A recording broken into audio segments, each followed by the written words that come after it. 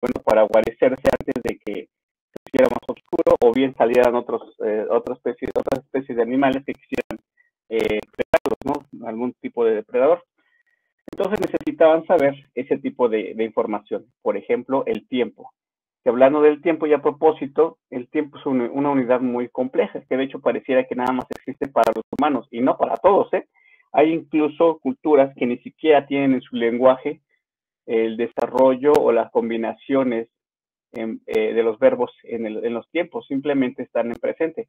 Entonces, bueno, el tiempo también, repito, es una unidad un poco compleja, pero bueno, al final de cuentas, muchas unidades de medición del Sistema Internacional de Medidas, principalmente eléctricas, están basadas en el tiempo. Pero, ¿qué es el tiempo, no? No sé si se han preguntado qué es el tiempo en realidad, o si han visto documentales en la televisión o en YouTube de qué es el tiempo, y hay bastantes teorías al respecto de lo que cómo se podría definir el tiempo. Incluso hay filósofos de la antigüedad que también tratan de definir ya de forma establecida qué es el tiempo, y hay quienes incluso ni siquiera llegan a nada. Pero bueno, fíjense, aún así tenemos instrumentos, primero equipos que reproducen el tiempo, como los relojes. Esos mismos relojes que reproducen el tiempo tienen incluso integrado una escala, un indicador que acusa, o más bien en este caso son 3 indicadores, normalmente segundero, minutero y la aguja que indica la hora. Que incluso estos instrumentos también miden el tiempo, aparte de que lo generan internamente, lo están determinando y lo están mostrando. Esos relojes tan sencillos como los quieran ver, o bien incluso los últimos Apple Watch, también tratan de emular esa condición, aunque ya tienen otras funciones, ¿no? Bueno, el punto está ahorita en entender que definitivamente ustedes ya habían hecho mediciones de distancia, de tiempo, habían determinado patrones de referencia generales, como sus manos, sus brazos, o bien incluso la puesta o la entrada del sol, o el mediodía como una referencia, el sol exactamente a la mitad, ya lo tomamos como el mediodía. Y así, otro tipo de mediciones que ustedes seguramente ya habían hecho. Y en algún momento, supongo que la mayoría empleó, por ejemplo, o ha empleado los multímetros, que tienen esa característica de hacer mediciones varias, ¿no? Multimediciones. Si no bien todas al mismo tiempo, pero sí una a la vez. Y puede medir tensión, puede medir corriente, puede medir resistencia, me refiero a resistencia óhmica, claro, resistencia óhmica, caída de tensión en diodos, capacitancia, inductancia y así. Hay instrumentos que pueden medir diferentes y más parámetros, o incluso la frecuencia.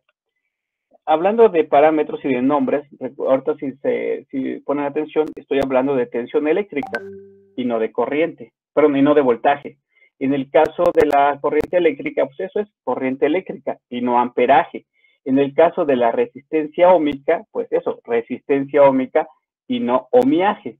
¿Esto por qué? Bueno, porque de forma coloquial, allá en la calle o incluso en la industria, la gente emplea frases o bien, en este caso, palabras que no están especificadas en las normas al respecto de la nomenclatura de los parámetros eléctricos. Y en eso también caemos nosotros.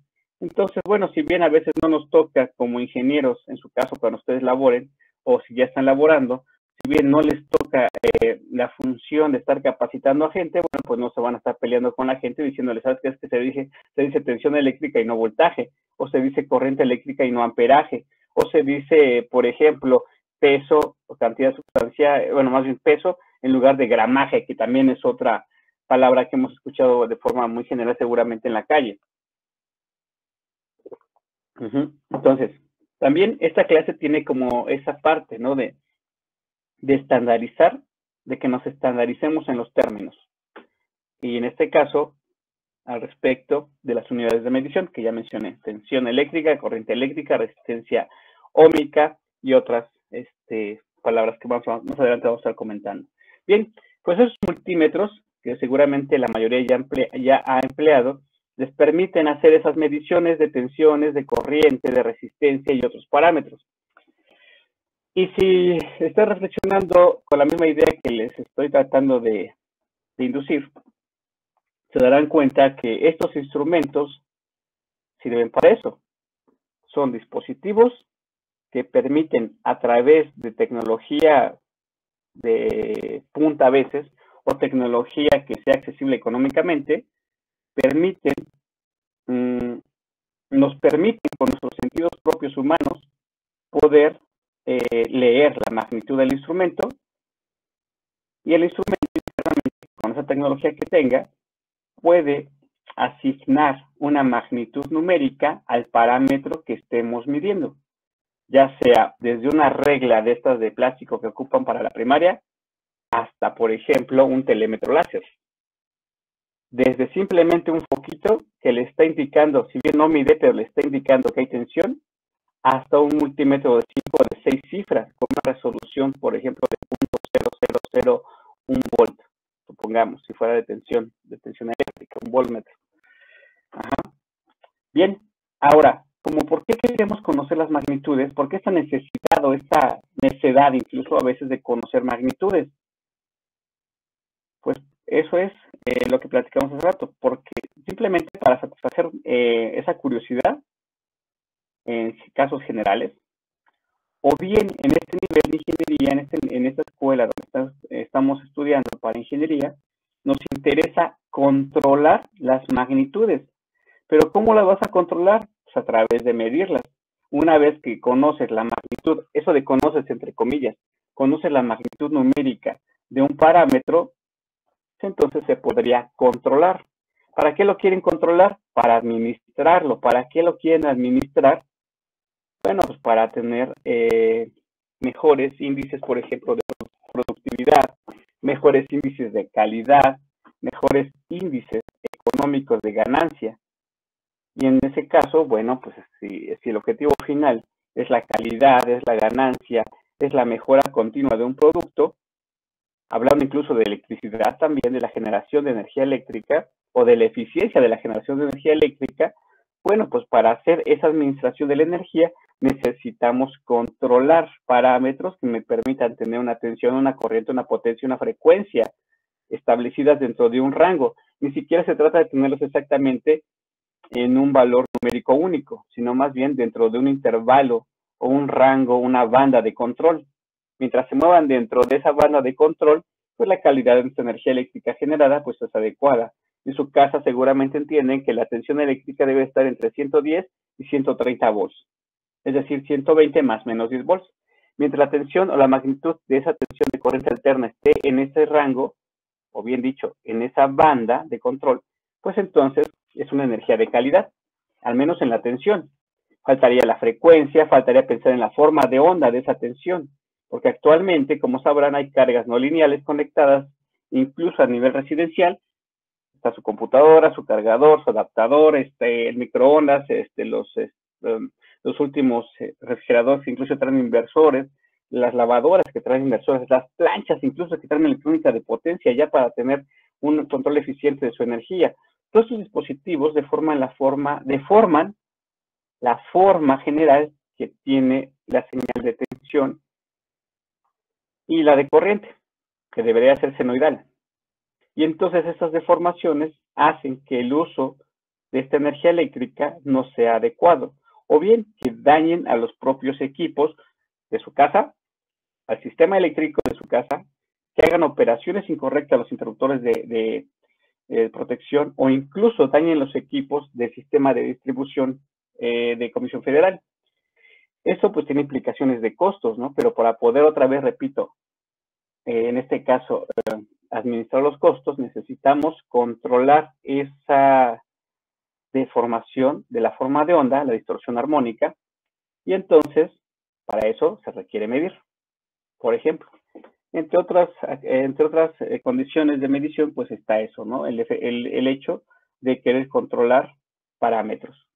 Ya quedamos que también hay por satisfacer curiosidades, o a veces por investigación, que también es otra condición, ¿no? Se requiere, por ejemplo, decidir qué resistencias o qué inductores o qué capacitores voy a ocupar para un cierto efecto que quiero desarrollar o proponer en un circuito eléctrico cuando estamos haciendo investigación. Bueno, pues también necesitamos entonces medir los parámetros eléctricos de la inductancia, capacitancia, resistencia, y saber si es el adecuado para ingresarlo a un circuito eléctrico, a un sistema eléctrico incluso, y ver cómo se va a comportar haciendo investigación. En simulación o en la construcción, como sea, pero necesitamos incluso en simulación también poder medir. Entonces, bueno, yo creo que con eso está justificado el hecho de por qué medir. ¿Algún comentario?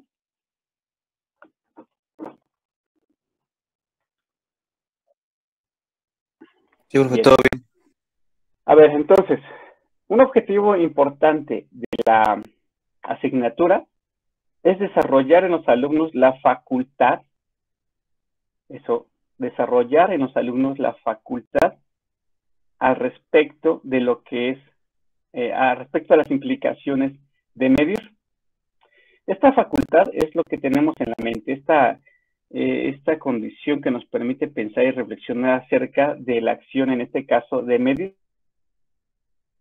Ahora, ¿qué implica medir o qué es medir como tal? Pues medir es emplear un instrumento para poder determinar o conocer, digamos mejor dicho, para poder conocer la magnitud numérica de un parámetro en general, ya sea eléctrico, mecánico, químico, el que ustedes quieran. Vamos a pensar en los parámetros eléctricos. Entonces, si lo trasladan a sus prácticas que han hecho de medición, pues emplean un instrumento de medición, ya sea un voltmetro, un ampérmetro, un multímetro, una regla, un flexómetro, un telémetro, un termómetro, un oxímetro, que ahora están de moda, y así, son instrumentos de medición. Esos instrumentos de medición les permiten conocer la magnitud de un parámetro eléctrico, de un parámetro mecánico, o de un parámetro de distancia, no sé, de alguna de esas magnitudes. ¿Sí? ¿Por qué tenemos que ocupar un instrumento? Ya había comentado esto, porque nuestros sentidos propios humanos no nos permiten, por ejemplo, conocer la magnitud o poder determinar la magnitud numérica directamente viendo un cable, un contacto, y obviamente que se le pueda ocurrir que está mal hecho, pero bueno, con los dedos tocar los cables y decir, pues tiene 120 volts, tiene 130 o tiene 230, ¿no? Hasta ahí pueden llegar en tensión. Y en corriente, bueno, pues ahí sí no se lo recomiendo definitivamente. Ni siquiera ocupar los dedos para tomar tensión, ¿no? Definitivamente no es la forma. A lo que quiero llegar es que, bueno, nuestros sentidos propios no nos permiten, nuestros sentidos naturales humanos están limitados y no nos permiten poder asignar magnitudes a un parámetro, en este caso eléctrico principalmente. Entonces se ocupa un instrumento, el instrumento a través de un exhibidor, ya sea digital, o bueno, discreto pues digital, o bien continuo a través de una escala, como una aguja sobre una escala, pues, a cualquiera de estos formatos nos exhiben la magnitud y nosotros de ahí leemos la magnitud que el instrumento con su tecnología está determinando de ese parámetro. Ahora, véanse en esta condición. Están ustedes como personas, en medio está el instrumento y en el otro extremo está el parámetro. Repito, para que lo vayan mentalizando. En un extremo están ustedes con su necesidad de querer medir y sus sentidos limitados. A la mitad, en el centro, está el instrumento. Ustedes leen directamente del instrumento. El instrumento a ustedes les informa la magnitud. El instrumento, en el otro extremo ahora, contrario a ustedes, el instrumento a su entrada tiene la magnitud que quieren, el parámetro, perdón, del cual quieren conocer la magnitud. Entonces, definitivamente necesitamos un instrumento de medición, nosotros humanos, para poder conocer la magnitud, que es el que le asigna un instrumento de medición a un parámetro del cual queremos conocer esa magnitud. ¿Sale? Pero esos tres elementos, ustedes, vaya, el instrumentista, el instrumento y el parámetro, esos tres, aparte están inmersos en una condición, en un ambiente. Este ambiente tiene campos magnéticos, campos eléctricos, aceleraciones, por ejemplo, en el movimiento de la Tierra. Ahora vamos a ver qué tiene que ver eso. También está la temperatura, la humedad, están las vibraciones, microondas que están moviendo, están también las radiofrecuencias de los equipos celulares, por ejemplo, o de la Wi-Fi y otras, y seguramente incluso, fíjense, seguramente otros parámetros que ni siquiera conocemos que se están presentando ahí. O bien que si bien conocemos, a veces sabemos, creemos o queremos pensar que no afectan a los instrumentos de medición, a los humanos, al instrumentista, o bien al parámetro de medición. Como sea, otra vez, tenemos una atmósfera, un ambiente que está envolviendo al instrumentista, al instrumento y al parámetro. Esto implica que el parámetro por sí solo no es independiente. Ese parámetro depende de todas las condiciones ambientales que estén alrededor. A ese parámetro seguramente le va a estar afectando la temperatura, le va a estar afectando, por ejemplo, los campos magnéticos, los campos eléctricos. Imagínense una tensión querer medir una tensión eléctrica en una subestación, por ejemplo. Entonces ahí tenemos que esa tensión, o la corriente eléctrica, o la resistencia eléctrica, o bien incluso la inductancia eléctrica de una de las bobinas de un transformador de potencia en una subestación, va a estar siendo afectada en su magnitud por los campos magnéticos de otros transformadores que están a un lado, o bien de las líneas de transmisión que están ahí cerca, o de los campos eléctricos incluso, ¿no? Bien, como sea, ese parámetro no es independiente de todo. Cualquier parámetro siempre va a ser dependiente de otros, de todos, al menos los ambientales que están alrededor. Después, el instrumento al centro. El instrumento es un equipo que con tecnología determinada, ya mencionamos, ya sea digital, analógica o una hibridación de estos, también tiene dispositivos electrónicos y eléctricos, mecánicos, que van a ser afectados, que están siendo afectados por las mismas condiciones ambientales que están alrededor. Entonces, también tiene una afectación el instrumento debido a las condiciones ambientales. Regresamos a los instrumentistas del lado inicial. Los instrumentistas también están afectados por las condiciones ambientales: temperatura, humedad relativa, vibración, ruido y otros efectos u otras condiciones que parecieran no medibles. Por ejemplo, el estrés, el coraje, no sé, la molestia, el aburrimiento, todo este tipo de cosas que si lo reflexionan les hacen cometer errores al momento de medir. Y ese es el punto, los errores. ¿Y por qué llegué con errores hasta el instrumentista? Bueno, porque el instrumentista es el que comete la mayor cantidad de errores después de todo lo demás. El instrumento podría tener una buena exactitud, una excelente exactitud incluso. Pero si el instrumentista está molesto, está cansado, simplemente ya está fastidiado, pues los valores que pueda medir, que le pueda indicar el instrumento, a lo mejor no lo registra correctamente. O a lo mejor no sabe leer el instrumento, no lo sabe emplear, no lo sabe conectar, no lo sabe ubicar, no lo sabe colocar, no sabe qué características hay que hacer de acondicionamiento previo para poder instalarlo y poder medir con la exactitud que indica el fabricante. Y entonces, pues, como tal, el instrumentista es el que genera la mayor cantidad de errores. Si bien el equipo de medición o instrumento de medición también genera errores, pues esos están contenidos dentro de la llamada exactitud. En el otro extremo ahora, del lado del parámetro, pues ese también va a estar variando en su magnitud que queremos medir. Imagínense que quieran medir la longitud de una barra de aluminio. Esa barra de aluminio, de todo lo que se le puede medir, o de todos los parámetros medibles, nos interesa únicamente la longitud. Esa longitud va a estar cambiando. Y seguramente, dependiendo de cómo la tomen, también va a cambiar su magnitud. Si la ponen de forma horizontal, ok, tendremos que ocupar una mesa totalmente horizontal. Si la suspenden de un extremo para que quede colgada, pues la barra también va a cambiar de longitud. Si la temperatura es de 20 grados centígrados, tiene una longitud. Si la temperatura es de 25, de 30 o de 18 grados centígrados, es una magnitud diferente. Y sin embargo, es la misma barra.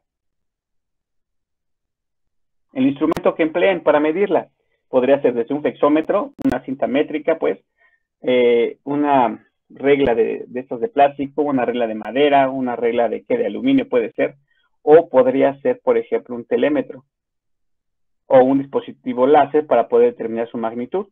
Y cada uno de estos dispositivos tiene diferente exactitud y cada uno de estos dispositivos o instrumentos de medición tiene una complejidad en su uso.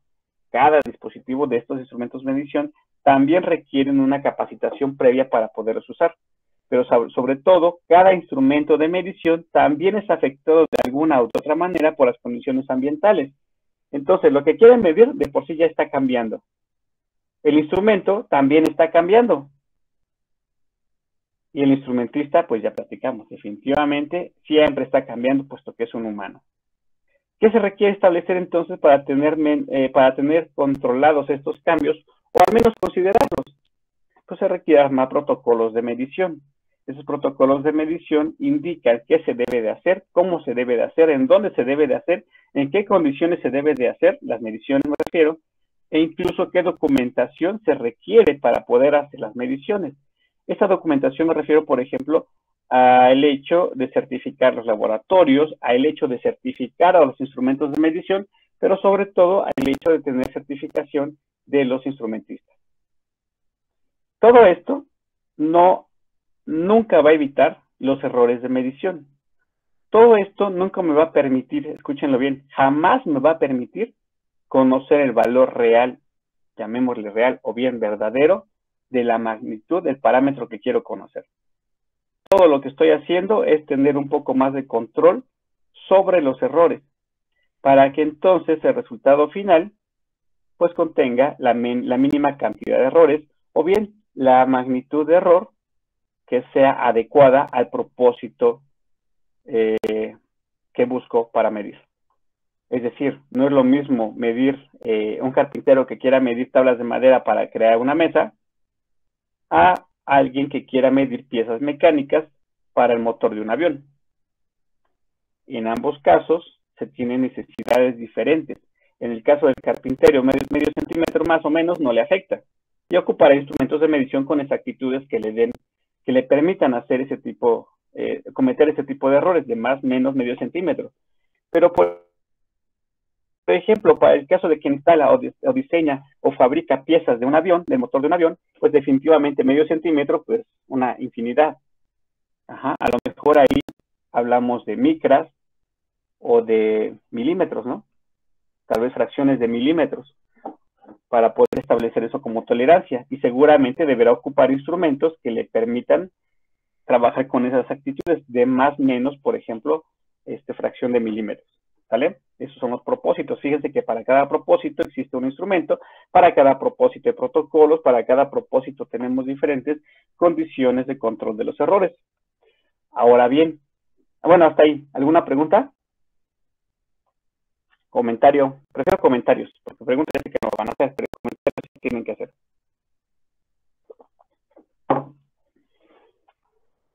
Órale, anímense.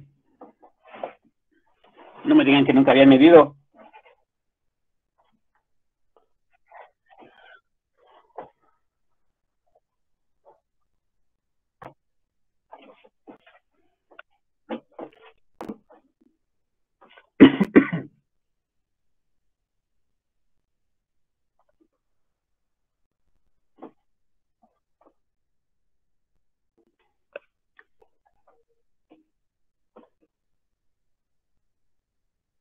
Ok. A ver, Vázquez Cañas, Mariana. ¿Qué comentarios te merece lo que acabamos de platicar? Pues, con respecto a lo último que dijo, ¿sí me escuchó, profe? Sí, sí te escucho. Ok. Que con respecto a lo último que mencionó, que nunca se conoce el valor real, yo recuerdo que, por ejemplo, en las prácticas de análisis de circuitos, cuando medíamos en el simulador, se aproximaban más los resultados que incluso los medidos en el laboratorio, ¿no? Y eso se debe pues a la tolerancia o el error que podrían tener los aparatos. Que como ya digo, puede ser de los aparatos o de nosotros que no veamos bien la medición.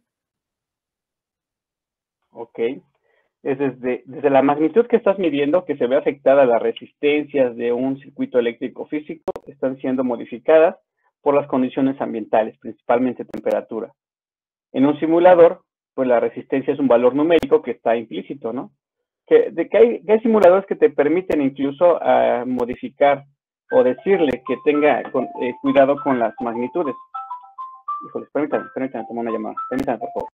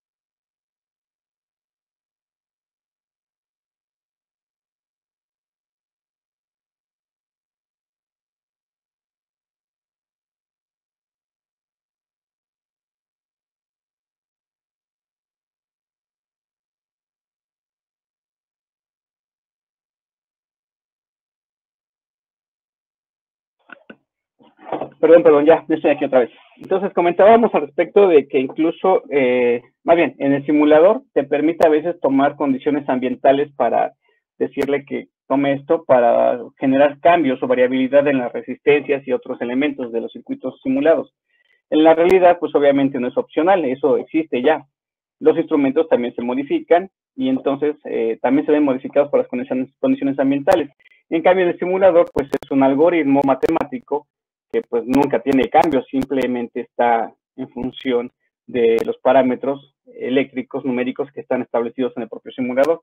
Es por eso que el simulador les da valores más cercanos a los calculados que a los medidos reales. A los medidos me refiero más bien a los medidos en la realidad. ¿Y esto por qué? Bueno, porque en las condiciones de su cuaderno, las condiciones teóricas, pues el valor de la resistencia no la cambian, el valor de las inductancias, capacitancias o lo que tuvieran ahí, las fuentes, no cambian, incluso ni siquiera consideran la resistencia propia de los conductores o la resistencia propia de contacto de los elementos. Todo está en un circuito ideal. Y en el simulador pues, es algo similar. En cambio, ya cuando lo implementan en la realidad, pues obviamente todo está implícito, todo cambia, todo está moviéndose de magnitud y en consecuencia aparecen más errores. Son tres ámbitos diferentes. Lo teórico, con valores nominales, ideales o idealizados o requeridos. Después tenemos el simulador, que se parece más a lo teórico. Y aunque hay simuladores que permiten hacer ciertas condiciones de variabilidad, y después tenemos ya el caso de la práctica, de lo real. Y es ahí donde ya hay cambios, ¿no? Hay condiciones que a veces no se habían considerado, que no habíamos pensado que iban a afectar, y ya cuando se implementa, pues simplemente pues no funciona como se esperaba. Bien, ¿alguien más que quiera opinar? A ver, en esa esquina sí, tenemos a Mar. ¿Escuchó, Mendoza? Bueno, de hecho creo que me recuerdo que en primer semestre en algunas prácticas de física utilizamos, hicimos varias prácticas de medición y usamos algunos métodos como medir con el puño, medir con la palma de la mano y con hojas de papel, recuerdo, creo. Ok, eran elementos de medición, así es. Y con cada uno tenían diferentes mediciones, ¿cierto? O encontraron diferentes condiciones. Ajá, teníamos que encontrar las diferencias o qué tanta similitud tenía uno con el otro.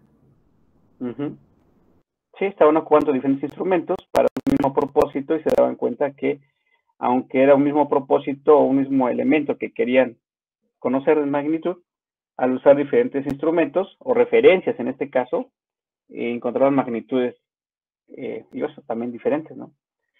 Bien, entonces observen cómo sí, ya habían hecho mediciones, ya se habían encontrado con esta necesidad de querer conocer conocer la magnitud numérica, cuantificar pues a un parámetro, cual sea. Y dependiendo del instrumento, cómo lo usen y con qué necesidad, tenían magnitudes más o menos diferentes. Profesor. Entonces, dime, Cirilo. Bueno, hablando de lo que había dicho, que nunca vamos a conocer en sí un valor real de algún parámetro, nada más recordarnos que hasta ahí tenemos instrumentos que tienen una tolerancia de error, incluso unos más pequeños, más grandes, y pues ahí también pues siempre requerimos los mejores, ¿no? Los que tengan una tolerancia de error más pequeña. Ahora, esto que menciona el compañero es importante. Dicho, todo lo que están mencionando es importante, nada más habría que retomarlo. Los instrumentos de medición se caracterizan principalmente por su exactitud. La exactitud es el intervalo donde se mueven los errores permitidos para ese instrumento, según su diseño. Así, por ejemplo, un instrumento, un voltmetro de corriente alterna, de alcance, no rango, es alcance, de un alcance de 200 volts, podría tener una exactitud de más o menos 0.025%. O bien, un instrumento parecido con una exactitud de más o menos 0.5%. Es decir, en el primero, el de 0.025%, fíjense cómo el intervalo es mucho menor. Y entonces los errores, el instrumento comenta, deben de estar dentro de más o menos 0.025% de 200 volts. En el otro instrumento tenemos una exactitud, de más menos 0.5% de 200 volts. Los errores cometidos por el instrumento de esta característica deben de estar dentro de ese intervalo mayor. ¿Se dan cuenta? Más menos 0.5% de 200 volts es un intervalo o un rango más amplio que el rango de un instrumento de más menos 0.025% de 200 volts, pues, con ese intervalo más cerrado. Si el intervalo es más cerrado, la tolerancia es más cerrada, se dice que el instrumento es más exacto. Cuando esta tolerancia o rango permitido de error es más amplia, entonces es un instrumento de menos exactitud. Obviamente, al respecto de esto van implícitos costos del instrumento, me refiero, pero también se requiere considerar la capacitación del instrumentista, pero sobre todo en dónde se va a emplear. Es decir, si ustedes dicen, no, yo quiero un instrumento el mejor porque tengo para comprarlo, vale. Pues ese instrumento de más menos 0.025% únicamente va a cumplir esa característica de exactitud si solo si se emplean las condiciones ambientales que indica el fabricante. Es decir, normalmente estos instrumentos son de laboratorio. Deben de estar en condiciones muy controladas, desde temperatura hasta campos eléctricos, campos magnéticos, vibración y todo ese tipo de cosas. Si este mismo instrumento lo sacan del laboratorio, el de más menos 0.025% de exactitud, y se lo llevan al campo, esa exactitud ya no se va a cumplir. ¿Por qué? Porque en el campo no pueden controlar la temperatura, no pueden controlar los campos magnéticos, no pueden controlar las vibraciones o el ruido. Y en consecuencia, la exactitud que dice ese instrumento seguramente no se va a cumplir. Por lo tanto, el hecho de que un instrumento sea de alta exactitud no quiere decir que esta se va a cumplir en cualquier condición. Más bien, estos equipos son para laboratorio y en consecuencia las condiciones ambientales que dice el fabricante se deben de cumplir para que esta exactitud también se cumpla. Es por eso que a veces se prefiere un instrumento de menos exactitud para condiciones generales de uso y un instrumento de muy buena exactitud, pero siempre y cuando sea para condiciones muy específicas en un laboratorio certificado, por ejemplo, de mediciones, donde incluso este instrumento de medición también deberá estar certificado, es decir, que un laboratorio de calibración emita un certificado de esto de calibración, indicando que ya fue probado, validado y se garantiza que la exactitud se cumple.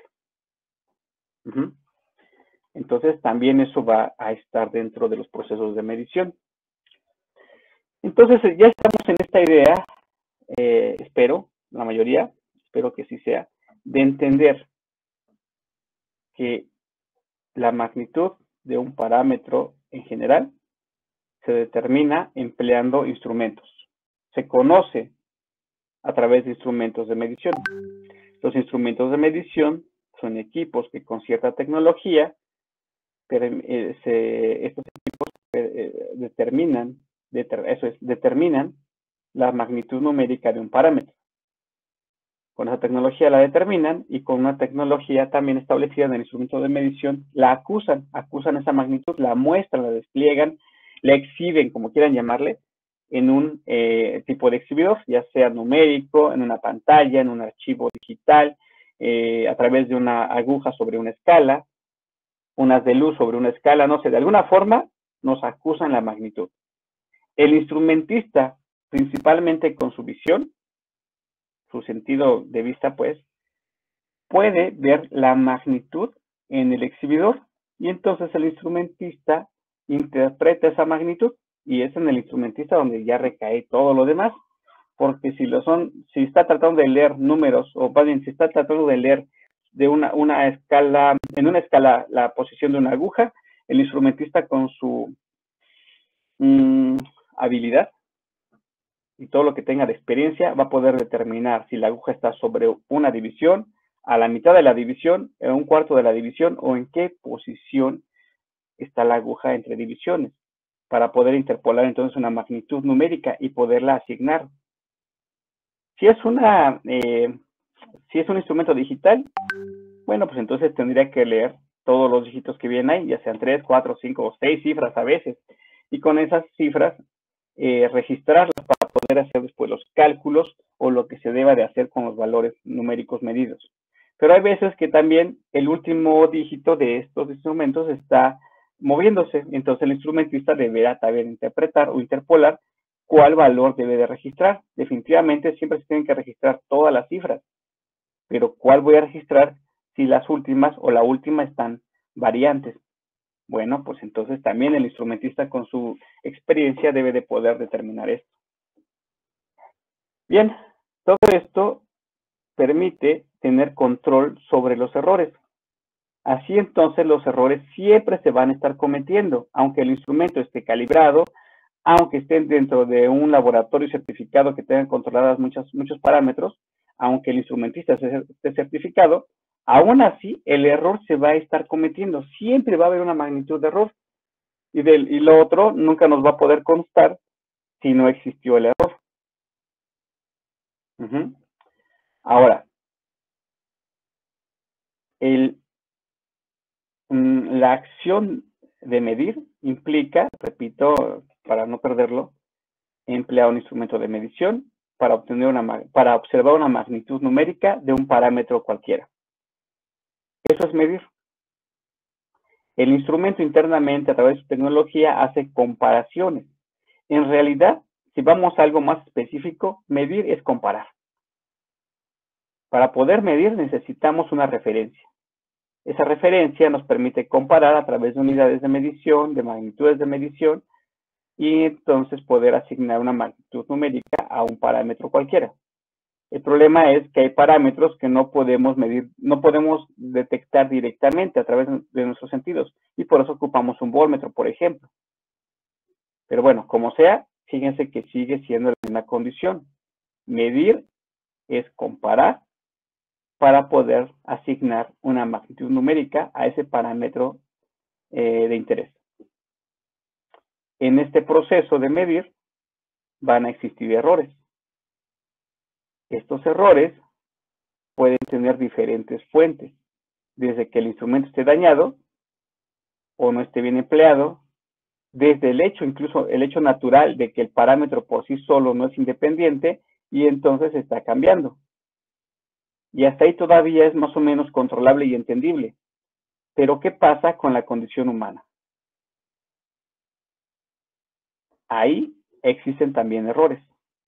La suma de todos estos errores, desde el parámetro, el instrumento y la condición humana, hacen que existan en general dos grupos de errores, los errores sistemáticos y los errores aleatorios. Los errores sistemáticos son los que se repiten en magnitud en cualquier condición de medición. Así, por ejemplo, si vamos a hacer 10 o 20 o 1 millón de mediciones para el mismo parámetro, este error sistemático en magnitud se va a repetir desde la primera medición hasta la medición 1 millón o la 100 o la 10, la que tengamos que hacer. Esa magnitud va a estar siempre repitiéndose, pues, del error sistemático. El error aleatorio, por otro lado, tiene una magnitud que varía de forma aleatoria, no se sabe de cuánto es. La suma del error sistemático y la suma del error aleatorio es el error como tal de la medición. Ahora, ¿qué es el error? El error es la diferencia que existe entre el valor real y el valor medido. ¿El valor medido de dónde lo obtengo? Pues del instrumento, me lo indica directamente, ¿no? Y hasta eso habría que ver si lo puedo medir o si lo sé medir y si lo sé registrar. Como sea, ese es el valor medido de referencia y que tenemos. Ajá, pero ¿cuál es el valor real? Ahora, con esa nueva reflexión, podríamos decir que las mediciones me dan valores verdaderos. Podríamos decir como tal que el error lo puedo calcular. Si ya quedamos o ya estoy platicándoles que el error es la diferencia que existe entre valor verdadero y el valor medido, o bien entre valor medido y valor verdadero, dependiendo de qué lado lo quieran ver. Pero como sea, esa distancia es el error. Podríamos conocer los errores numéricos. Podríamos establecer una magnitud numérica de los errores en un proceso de medición, chavos y chavas. ¿Sí o no?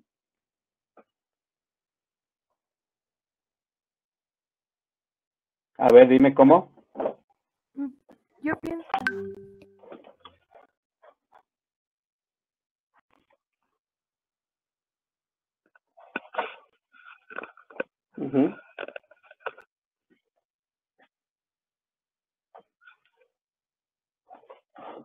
Ujú.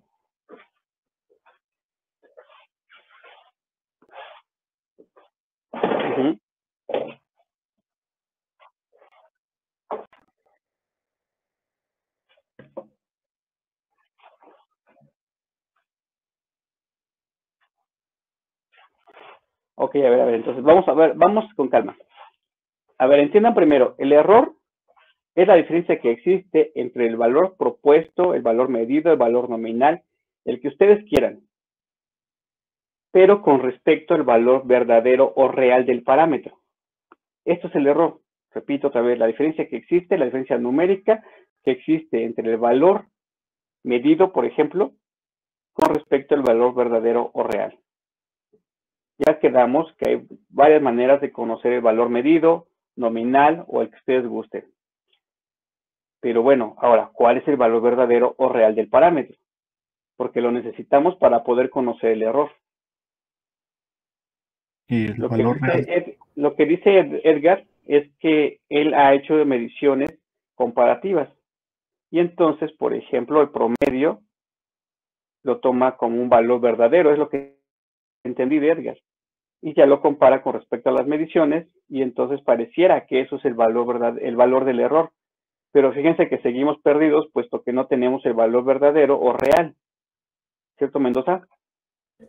Bueno, yo iba a decir que el valor verdadero o real no lo da como tal sus especificaciones. Porque, por ejemplo, en las No, prácticas... Edgar. No, pero no, Mendoza. Tú especificas bajo diseño o simulación que quieres, por ejemplo, una resistencia de 10 ohms. Eso es lo que tú quieres. La mandas a construir con cobre o microalambre o carbón, silicio, no sé. ¿Y tú crees que ese dispositivo que te entreguen tiene 10 ohms?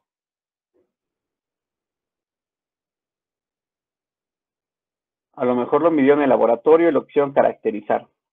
Y sí, te dicen, aquí está tu resistencia que pediste de 10 ohms. ¿Realmente tendrá o verdaderamente tendrá 10 ohms? no, porque ya hemos hecho mediciones y tiene una tolerancia, bueno, un cierto Exacto, tiene error. una Ajá, tolerancia. sí. Ese es el punto, chavos. Vean, el valor del error no se puede conocer. ¿Por qué no se puede conocer? Porque no podemos conocer el valor real o verdadero. Aunque sí conocemos el valor de especificación, el valor nominal, el valor medido incluso por los instrumentos, no conocemos el valor verdadero. Por lo tanto, el error está en el limbo. Tampoco se puede determinar. Simplemente porque el valor verdadero o real no es conocido. Lo más que podemos hacer, lo más que podemos aspirar, es que a través de un instrumento de medición, determine, con su tecnología y con un uso adecuado, determine una magnitud numérica. Pero eso no quiere decir que me estoy dando el valor verdadero o real. Ajá. Una analogía muy general. Para que un profesor pueda asignarles una calificación al respecto de su conocimiento, vean que el parámetro aquí de interés es el conocimiento y la condición numérica de su calificación es la asignación de la cantidad de la cuantificación de ese parámetro. Necesitamos nosotros como maestros un instrumento. Un instrumento muy usado es el examen. Este examen se diseña de la mejor manera, se aplica de la mejor manera y en condiciones muy particulares, y el examen me va a arrojar, después de hacer una evaluación me va a arrojar una cantidad numérica. Si quedan en porcentaje del 0 al 100. ¿Ustedes creen que esta escala y esta evaluación y este uso del instrumento me dé el valor verdadero o real del conocimiento que quiero evaluar? Ustedes han hecho exámenes. Así es. Ese número que les dan en el examen representa de forma correcta el valor verdadero de su conocimiento.